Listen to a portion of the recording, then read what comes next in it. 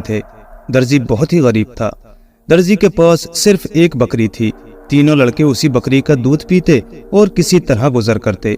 ایک دن ہر لڑکا بکری کو جنگل میں چرانے لے جاتا۔ جب لڑکے کچھ بڑے ہو گئے تو بکری کا دودھ ان کے لیے کم پڑنے لگا۔ مجبوراً بڑا لڑکا گھر چھوڑ کر باہر کمانے نکلا۔ چلتے چلتے راستے میں ایک سوداگر ملا۔ سوداگر نے لڑکے سے پوچھا، کہاں جا رہے ہو؟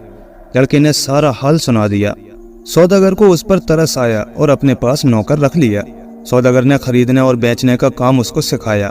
لڑکا اپنا کام بڑی ایمانداری اور محنت سے کرتا۔ تھوڑے دنوں میں سوداگر کے کام کو بہت آگے بڑھا دیا۔ سوداگر بہت امیر ہو گیا۔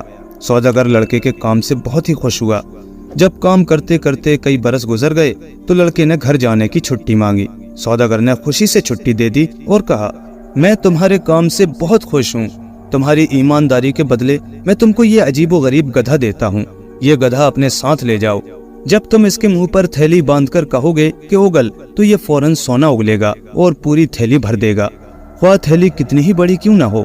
لڑکا خوش خوش گھر روانہ ہو گیا۔